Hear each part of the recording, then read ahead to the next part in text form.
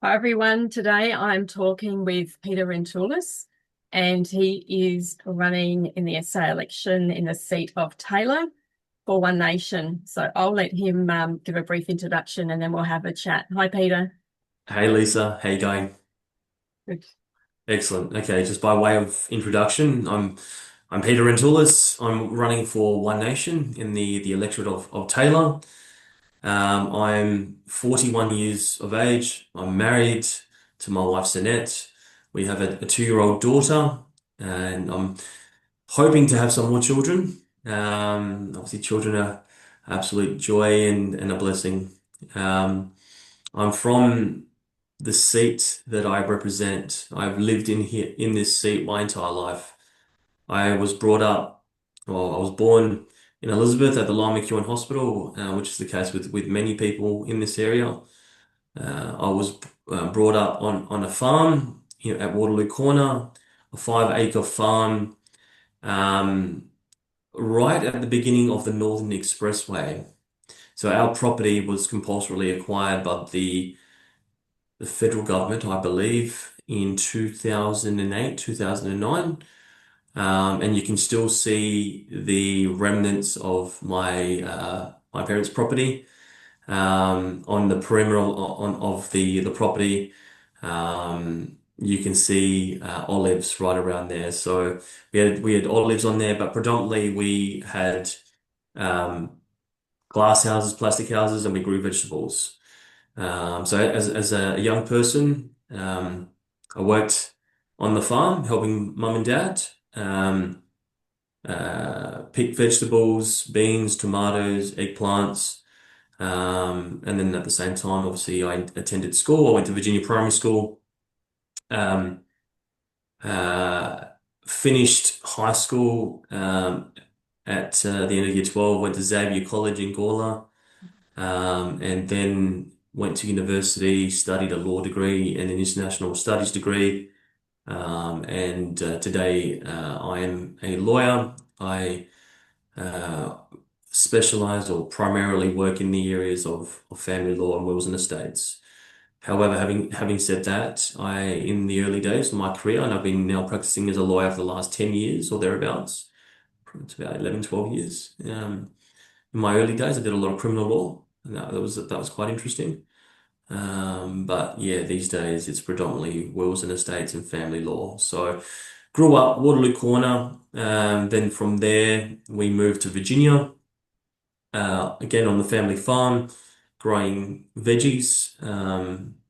And Yeah, so I know what it's like to actually work hard. Nothing's been given to me in life. My parents were born in Greece. I was born here. They immigrated in the 50s to Australia. And they worked their ass off. Nothing's been given to us. We've had to work, and so I understand and appreciate the value of hard work. Today, even as a lawyer, I work. I'm not an affluent person in terms of finances. We're working class people. We're working hard to try and get by. So that's my background. But in addition to being a lawyer, I'm also an elected member, councillor on the City of Playford, and I've been a councillor since the end of 2014. So 11 years in total, and I represent the people of Ward 1 in Playford. And Ward 1, um, a lot of Ward 1 aligns with the electorate of Taylor. Not all of it, but a good chunk of it is in the electorate of Taylor. What suburbs were they be? So Taylor, you're talking about, or Ward 1? Ward one. So first of all, what area would that cover? So that's Waterloo Corner, Buckland Park, Riverlea, coming inwards to Virginia, Penfield Gardens, McDonald Park, Angle Vale, Smithfield Plains, Andrews Farm, Ayr. I said Waterloo Corner. That's pretty much it for Ward 1. So that would be quite a bit of the farmland. So maybe I'll just let people know that I actually live in the electorate of Taylor. So you are running in my electorate. Yeah. Um, Hope to get your vote. I'm a bit of a tough cookie. I yes, as you know, I put the feelers out, I put the offer out to everybody, and so far you're the only candidate in Taylor who has put their hand up and said, "I'll come on and do a video." So Yeah. thank you. Absolutely. Yeah, of Did you course I want to will. let people know then maybe just a bit of the broader area which the seat of Taylor covers?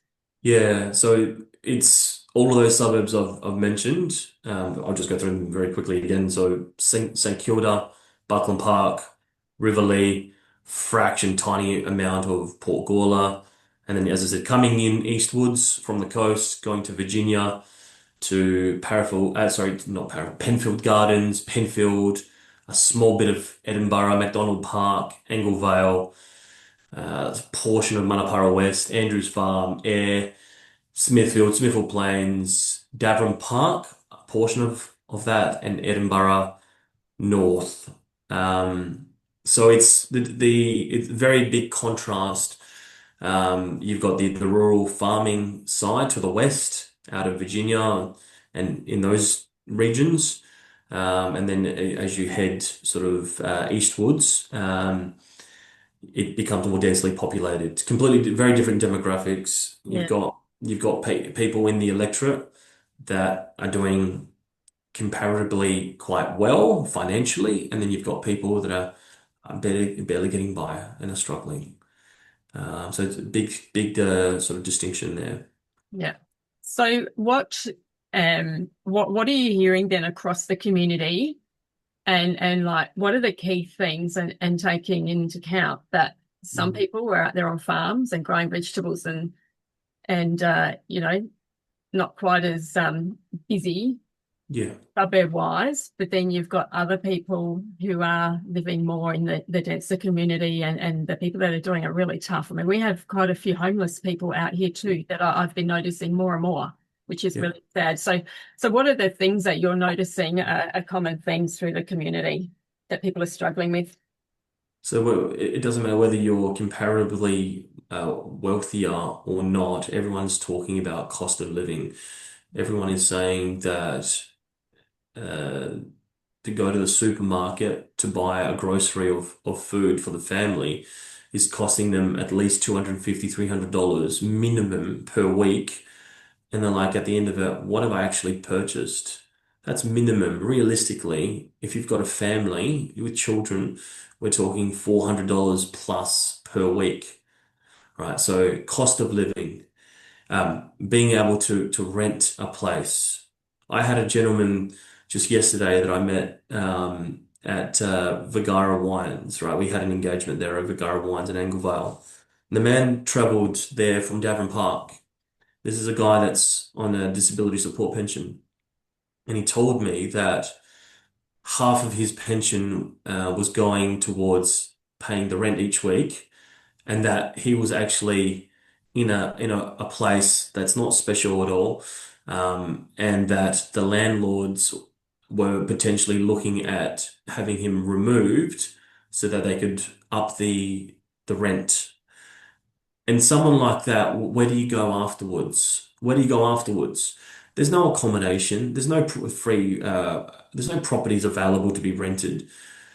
I hear anecdotally all the time that even just as I said, just to get into the rental market, you've got line up after line up, 20, 30, 40 people vying to get into a rental property. That's insane. And yes, um, there's more people that are doing it tough, that are homeless, they're sleeping in their cars. I see it everywhere.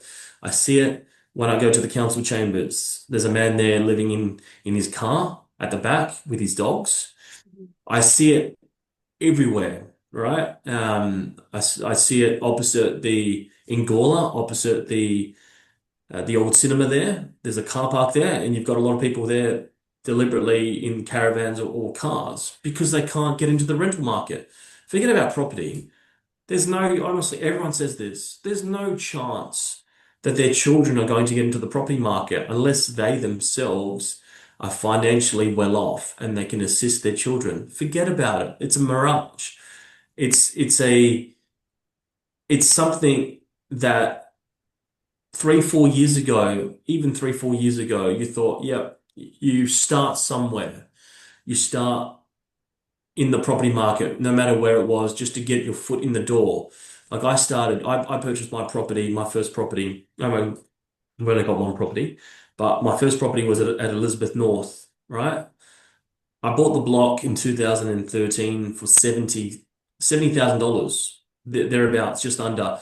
I built with Fairmont Homes, finished that, say, by 2015 or thereabouts. All up, finishing the property, it was about $210,000. That same property today would easily go on the market for 650, $700,000, easy. It was only 300 square meters, Lisa. Yeah. I know, again, I know this. People are talking to me anecdotally um, around Elizabeth Vale just the other week, 800 square meter property, 100 people there, 100 people. An old house, nothing flash. Do you want to guess what it went for? It was advertised for the price range, I think, was around 6 to 650. It went for $900,000. That's in Elizabeth. Wow. That's insane. You know, Like, I built my first home was up at Lakeview, and the land was 26,000, and I think the house was something like, I don't know, like 85, 86 or something to build, or all up. yeah. Like ridiculous. And that wasn't really that long ago. Yeah. When do you reckon?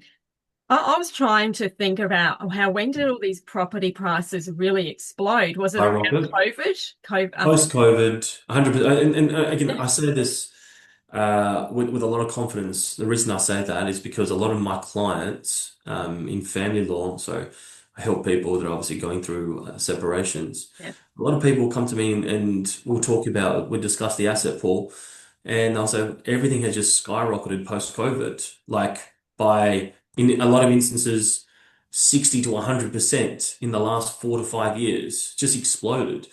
Why is that? Why Mm. is that? Post 2021, 2022. It's not the only factor, but let's be honest. Let's call things what they are. Albanese, the federal Labor government allowed a lot of immigrants.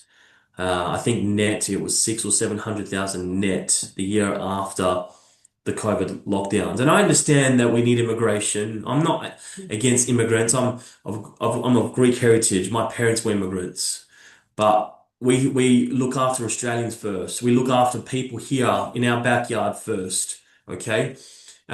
We are not under any obligation to bring people into the country when our own people are struggling. Okay. Um, yes, there are certain vocations, areas where there are shortages in terms of labor. Yes, I understand that, for example, out in Virginia, a lot of like the traditional Australian population, they don't want to work on the farm. I get that. So we do need immigrants. I'm not saying we don't, but not at the levels that they've been coming in. And it's simple economic supply and demand. You've got so many more people coming in. You've also got a lot of people coming in that have got money, and we've got we've got no chance. The local population, in terms of being able to bid for properties, rental properties, you've got no chance. A lot of these people are cashed up, Mm. and What that's not about good. what about the people that don't have money, and then they come in, and then, well, like, how do we tell them that if they're going to probably struggle to get a house, they're probably going to struggle to get health services, mental health services? Um, surely it must be impacting on some of those people as well, because we're just not increasing hospitals and services and to keep up with the demand for the people that are here, let alone bringing people in. So how do we tell those people to get in line? Get in line if you need a service. Are you talking about the people that we bring into the country, or are you talking about the Yeah, local yeah, like population? the people that come in, because there's not all of those people have money. But then they come in and then we have to explain to them that you're not actually going to see the doctor Yeah, week when you need it. You might be yeah. sick now, but you have to wait a week. Like we have to do something, don't we, about increasing Mm. accessibility to services, but also affordability. Yeah, look, I agree, but before we do that, we need to significantly reduce immigration levels. Okay, it's a necessity. A good portion of the Australian population agrees as well, and that's one of the policies of One Nation to significantly reduce mass immigration, end mass immigration. I believe the amount they're wanting to bring in, this is One Nation's policy, it's around 130,000 thereabouts net. At the moment, it's about somewhere between 400,000 and 500,000 net.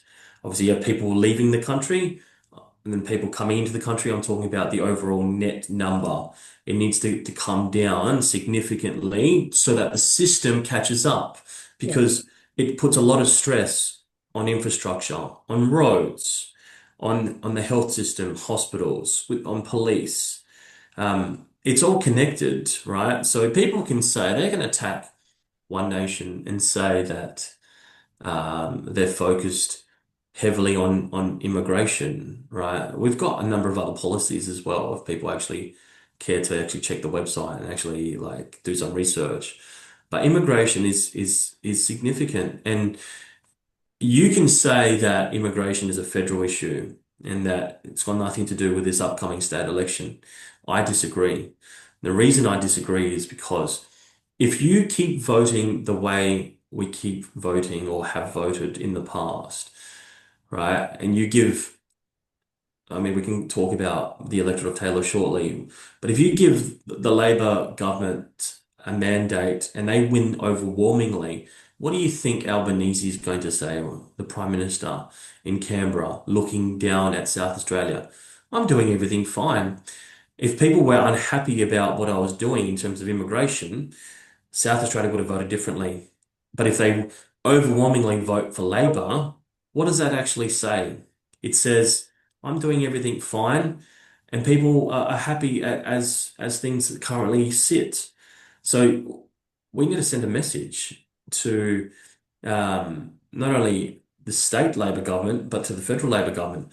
If we keep voting the way we've traditionally voted, and I say that here in the electorate of Taylor, and I say that respectfully because the people of Taylor, they're good people, they're salt of the earth, good working class people, Yeah. right? They're being taken advantage of. They're being taken for granted by the state Labor government and by the member Nick Champion.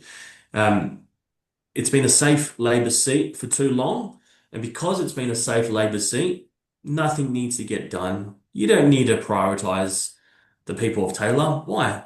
When I understand, everyone knows this, there's only so much money in the bucket, and you've got to prioritise that. And around elections, politicians are good at pork barreling. Spend all the money in those electorates where it's marginal, where Labor doesn't hold it by a comfortable amount in terms of votes, or the Liberals hold it. That's where you spend the money. Yeah. That's where you spend the money. Money doesn't get spent out here in Taylor. And I'm not saying that's the only reason people should vote for someone other than Nick Champion. Right? I want people to vote for me. And that's not the only reason to vote for me. But it's a good start. When a seat is safe, nothing gets done, and that's fact. Yeah. I don't think a lot of people understand that because I never used to understand that either until I took an interest in politics, years ago. And, you kind of, I guess, assumed that every seat would be equally as important and have opportunity for funding. Um, However, we don't, I don't see anything out here other than the conversation about that damn Curtis Road. That's all we ever hear about. And we've heard about what's happening out there. Mm. But I don't actually see any genuine engagement with the people asking, what is it you're doing what's tough? Like, what are you struggling Mm. with? I see families out here really struggling Mm. with the services of mental health and, there's many engaged with child protection. Many of them are going to charities just to get a hot meal a couple of times a week. Like, is Yeah. that what you're seeing out here? Well, not only am I seeing that, I'm like actually am trying to help. So I've been involved with a soup kitchen in Salisbury called the Haven for the last 12 to 14 months. So I personally, with my church, we go out and we volunteer um, out of our own pocket to date. It's been by the volunteers. There are some wonderful organizations, by the way, that provide like food at significantly reduced rates. We take advantage of that. We go and source that food, and then on a Friday late in the afternoon, or even the night before, we've got volunteers that are preparing the food, and we bring it over to this soup kitchen, um, a dinner and dessert. And honestly, Lisa, we've got anywhere between 70 and 130 people each Friday night. And Wow. these people need to be there. They're struggling. They're either homeless or they're sleeping rough in their car. Or, as I said, if they're not there, they're missing out on nutritional value, right? In terms of taking food in. They're desperate, and it's only going to get worse. And I can tell you right now, it's only going to get worse. And that's why like it actually like makes me angry. It makes me angry that we're not looking after our people first. So There's nothing. whereabouts is that? Tell me where exactly is that? Where do you do that? The soup kitchen, Yeah. yeah, it's on Church Street, I believe. It's opposite the McDonald's at Salisbury. There's a church directly opposite. I think it's called sorry, I should know this. So that used St. to John. be, Yeah. so I reckon that used to be the old Anglicare building, didn't it? It's like a church building and there's Uh, like offices behind it with a separate. correct. That's right. That's the one. Yeah, it's. Ah, I think okay. its roof was burnt not too long ago. There was a fire there. There's Right. an old church there that's existed for well over 100 years. And you're right. They've modernized it. They've extended it at the back. It's a really cool, really awesome premises. And three churches have come together. They've recently incorporated, right? So I'm heavily involved with that. Mhm. We've incorporated to help us to get donations. So obviously, if you've got an incorporated entity, then you can get people to give gifts and get a tax deduction, right? So they're happy, they're more happier to donate, and we need as much help as we can get because, as I said, there are more and more people that are doing it tough. Now, that organization now is also going to branch off, and we have been looking at it, but I just think it's been difficult logistically to get this done, but we're also now looking at um, taking people in during the winter months when it's really, really cold, Yeah. taking people into that building. Now, how you actually go about doing this is not something that's easy because, as you can imagine, a lot of the people that are there are struggling with many different facets in their life, mental health, drug addiction. There are people there that are aggressive, for example. But people are struggling, right? And they're a human being, they're not a statistic, and we need to help them. Otherwise, as I said, when we talk about seeing people homeless or seeing people in their cars, you're going to see more and more of it, Lisa. It's not I've good. heard of people who are actually working and they have jobs, but they're living in their car. So Yeah, so they're working and they still can't afford a place to live. yeah. That's really scary. This is Australia in 2025, 26, sorry, 2026, for people to be working and still struggling to have a roof over their head. That's an indictment on society. It's not good. And it's taxpayers that are supporting all these charities. So as taxpayers, we're paying tax to provide services to people. Correct. But then as taxpayers, again, we are donating to provide care for the people that aren't being served by our initial taxes. But we Yeah. kind of, taxpayers are putting their hand in their pocket an awful lot, I think. Yeah, yeah, yeah. These type of organizations, as I said, like the Haven, it's recently been incorporated.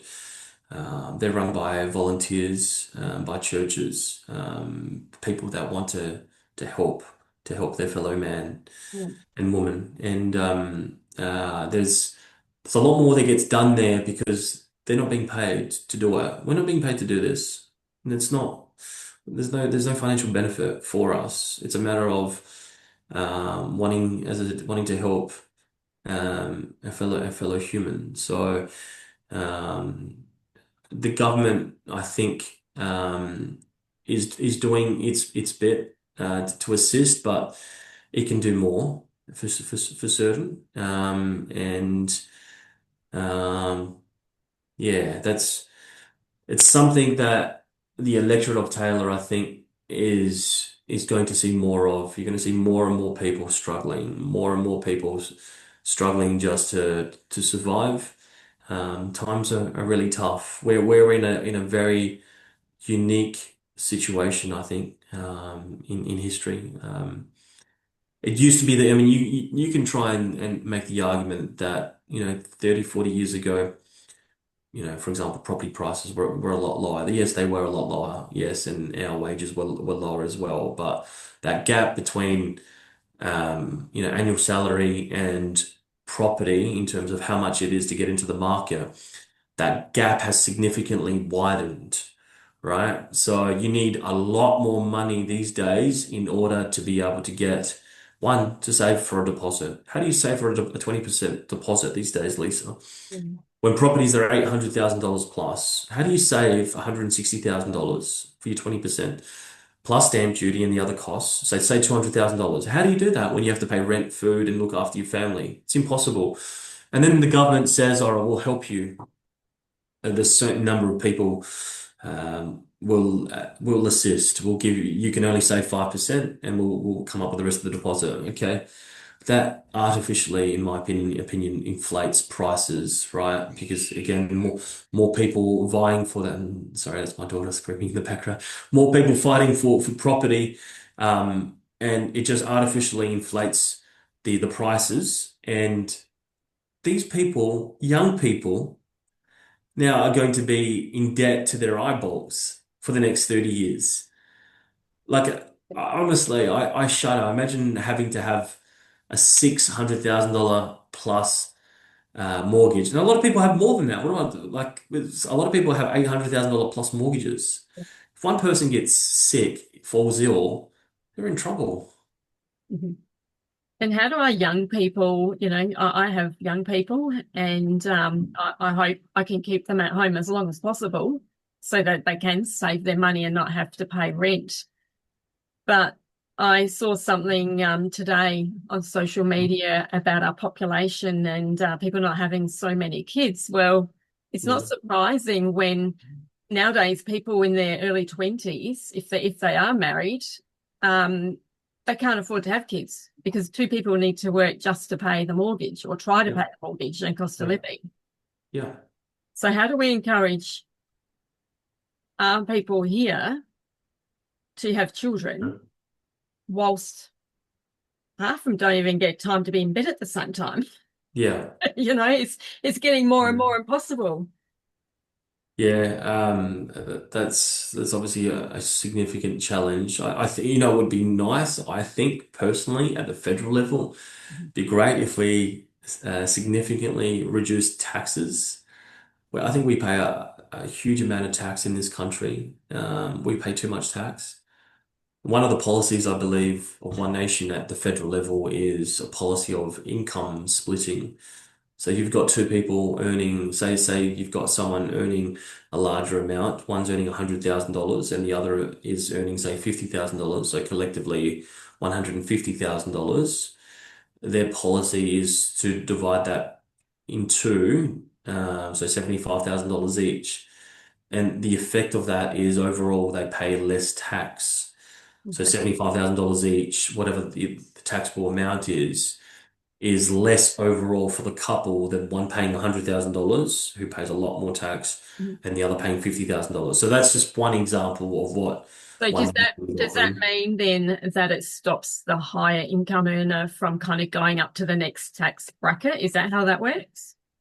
No, I don't believe that's the No? case. I believe it's just, yeah, just as I said, just income splitting, just dividing the income, but adding the incomes of the two and then dividing it by two. And as I said, overall has the effect of the two collectively pay less tax. Right. That's just one simple example, but what can we do to encourage, to incentivize us to have more children? Yeah, it's really difficult when cost of living is significant. It is absolutely it is very difficult. And if you don't have confidence that you're going to have a roof over your head, then who's, what are you gonna get married and stay with mum and dad forever?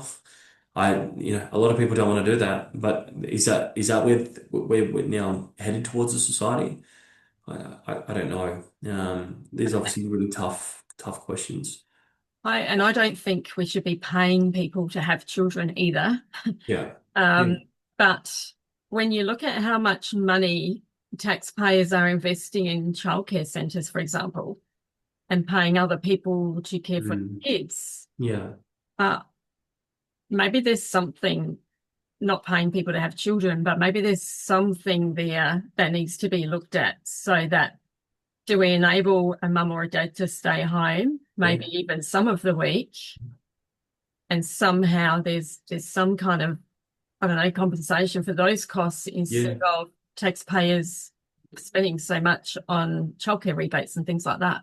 I personally would be for something like that. So, like in my own situation, I'm the one that works. I want Sinette, my wife, to look after our daughter, and she wants to do that. That's her choice. It's not like you know, it's not that she wants to be out in the work.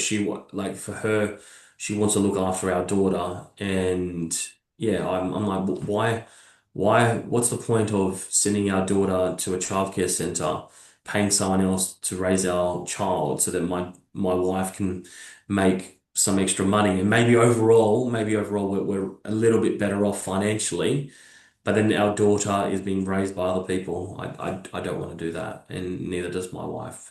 That's our own personal situation. But yeah, you would if there was some sort of payment to those parents that elected to stay at home to raise their children, that would really help for sure. Mm. So I was having a look at because I'd never looked this up before. So Taylor has been declared a safe Labor seat for a very long time. Yeah, And so it's been a Labor seat for 33 years. yeah. It's a long time, isn't it? Since 1993, and Lynn Arnold was the first person, It was apparently, it if was the premier, wasn't he? I correct. think. He was first elected as Labor, uh, followed by Trish White, Lisa Lahos, John Gee, and then John G, yeah, and then now Nick Champion, yeah. yeah, yeah. Yeah, the my understanding is that the closest someone got was 2018, when SA Best had candidates across the state. That was when Nick Xenophon's formed his own party, and there was a lovely young lady that ran in Taylor. I actually got to know her. She was a really lovely person. I did assist her as well, and I assisted her. I'll tell you why I did. Not particularly because I thought that SA Best was better than the Liberals or Labor, but I wanted it to be more competitive. I wanted the seat to be more marginal, and she did actually quite well. After on a two-party preferred basis, she lost by about 5 or 6%, I think. So John G won at 55, 56%, and she had 44, 45%. So Well, she actually did relatively well yeah. for someone who was quite inexperienced. Um, and that's, I think, the closest anyone has gotten. Um, Last election, Nick Champion won it convincingly. I think overall, two-party preferred. I think Mm. close to 70%, 70 to 30%, something like that. So I don't think that's going to happen this time round. I'm working like my tail off to make sure that doesn't happen. I want to win it. I'm in it to win it. I can honestly say that. Um, and I'm doing my best to persuade people to vote for One Nation for a whole plethora of reasons.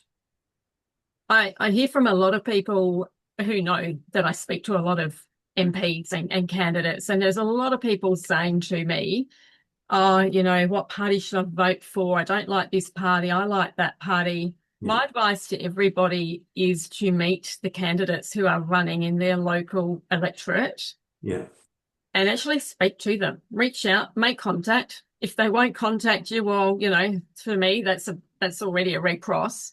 But to do their own homework, because I don't vote for a party.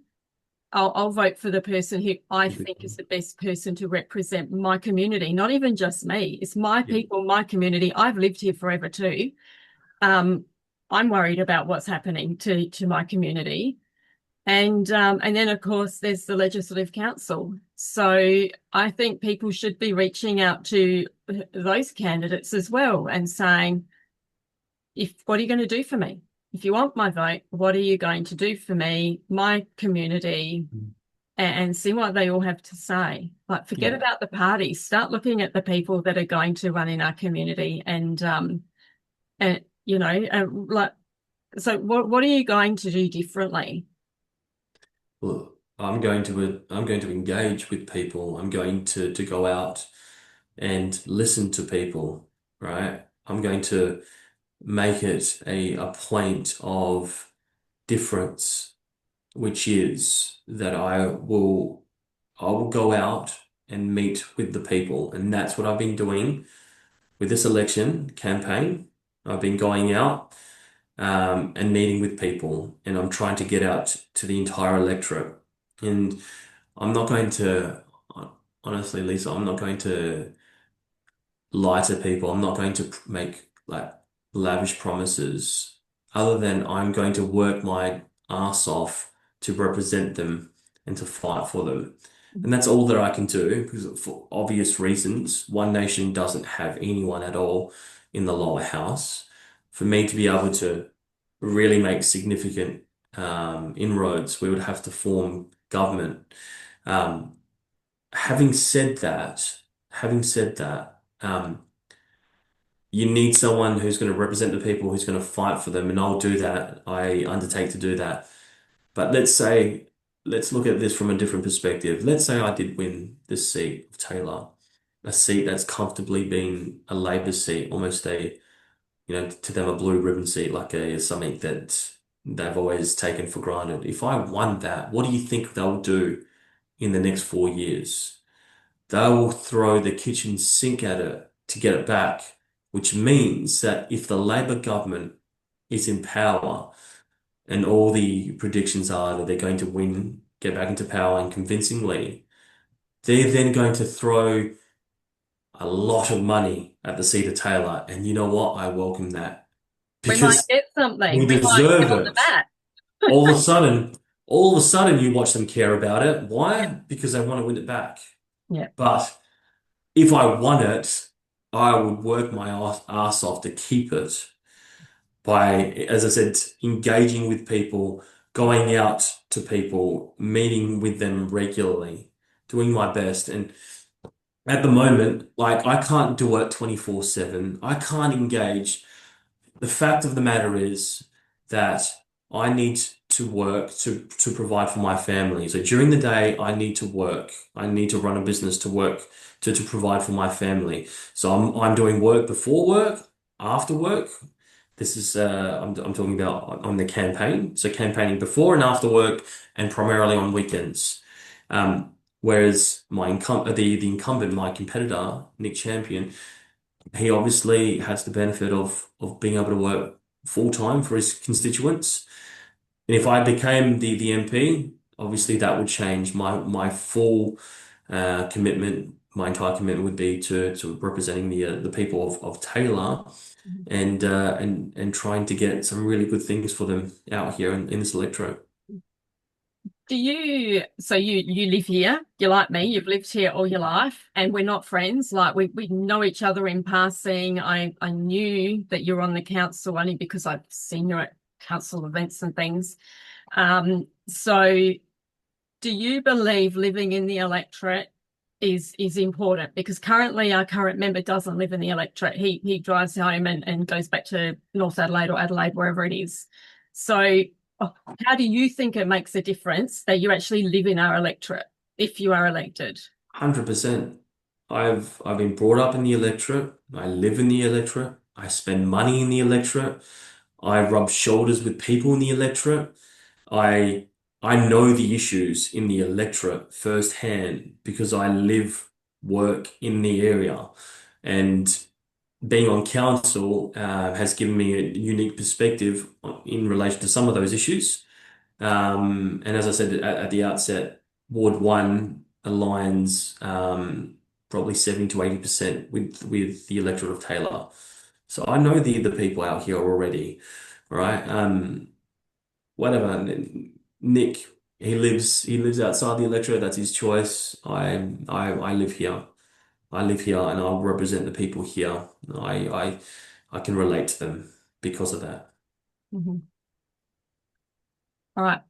So is there anything else that you want to talk about? Have you got any events coming up, forums or, street corners, any way for people to connect with you in person at the moment that you Yeah. want to put out there? Yeah, if you could follow me on my Facebook page, that's a good way to watch what I'm doing, to follow me. I believe it's Peter Rentoulis, One Nation for Taylor. Um, and in terms of events coming up, I'm still in the process of scheduling quite a few of them. So I'm going to get around, as I said, as best as I can in the remaining 4 to 5 weeks around the entire electorate. Um, and those events will be scheduled on my Facebook page. I'm also actively letterboxing at the moment with my volunteers. So my aim is to also get a flyer to everyone in the electorate before it's time to vote. If you're interested in running in sorry in if you're interested in helping, please reach out to me. Again, go to the Facebook page. I've got my details there, email and mobile number, and I'll certainly accept any help. And positive news is that there is I feel there's a groundswell of support going towards One Nation. So I've got a lot of enthusiastic people that are helping me already, which is excellent. And I believe that there is going to be between now and polling day, election day, which is March 21st. I think there's going to be a lot of people that are going to come towards One Nation. I don't know if it's going to be good enough to win the seat of electorate, the seat of Taylor. But I will do my absolute darndest to win it. So yeah. So what kind of things are you asking volunteers to do? So letterboxing. Yep. A lot of them are taking call flutes and putting them up in prominent public locations, private property though, of course. And on election day, I require people to man the polls at polling booths. So if you're interested, I'll get you a One Nation shirt and cap with some very simple instructions in terms of um, making how to vote cards available to people that want to vote for One Nation. Yeah, Alrighty. Okay, well, I will put the link to your Facebook page in the description on the YouTube video, and anyone wanting to help can reach out um, yeah, via the posts, and we'll share it. yeah, for sure. Thank you, Lisa. Really appreciate So the time. thank you for being brave and coming on, knowing that I live in the electorate. No worries. My And pleasure. should you be elected, I'll be knocking on the door.